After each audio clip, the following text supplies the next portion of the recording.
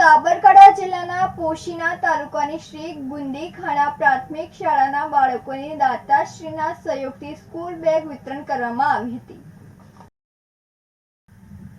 સાબરકાંઠા જિલ્લાના અંતરિયાળ આદિજાતિ વિસ્તાર પોશીના તાલુકામાં આવેલી શ્રી ગુંદીખાણા પ્રાથમિક શાળા તાલુકો પોશીના જિલ્લો સાબરકાંઠામાં આદિવાસી સમૂહના બાળકો અભ્યાસ કરે છે.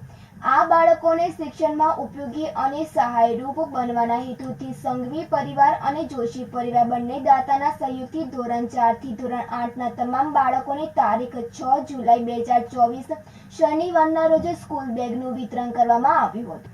આ સ્કૂલ બેગ મળતાની સાથે બાળકોના ચહેરા પર અકલ્પનીય સ્મિત ઉભરાઈ રહ્યું હતું. જાણે જે વસ્તુની જરૂરિયાત હતી એ પ્રાપ્ત થઈ એ વાતનો આનંદ અને ખુશી બાળકોના ચહેરા પર અસ્ખલિત વર્તાઈ રહી હતી.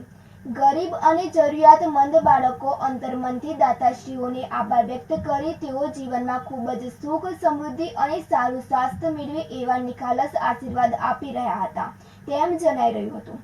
આ પ્રસંગે બેગ વિતરણમાં દાતાશ્રીઓ સાથે શાળા પરિવાર પણ જોડાયો હતો અને દાતાશ્રીઓ તથા સાથે શાળા પરિવાર દ્વારા પણ બાળકોને સ્કૂલ બેગ વિતરણ કરવામાં આવ્યું હતું. રાજેશ ચાવડા સાથે તનિષા પરમાર, સિટી ન્યૂઝ, પોશીના. રાધનપુર ખાતે ભારતીય જનતા પાર્ટી દ્વારા ડોક્ટર શ્યામા પ્રસાદ મુખર્જીની જન્મ જયંતિની ઉજવણી કરવામાં આવી હતી.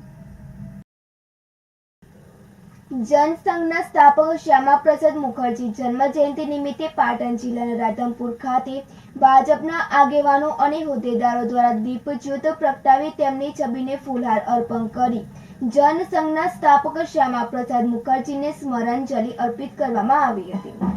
દેશની અખંડિતતા અને જનના કલ્યાણ રાષ્ટ્રીય હિતમાં શ્યામા પ્રસાદની વિચારસરણીને યાદ કરી રાધનપુર ભારતીય જનતા પાર્ટીના હોદ્દેદારો અને કાર્યકરો દ્વારા નમન કરવામાં આવ્યું હતું.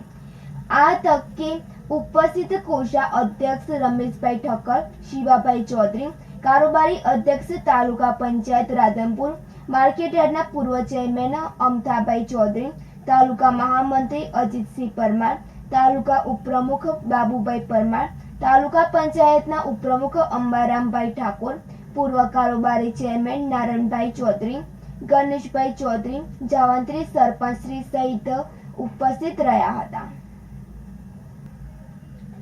ભરત સતવારા સાથે તનિષા પરમાર, સિટી ન્યૂઝ, રાધનપુર.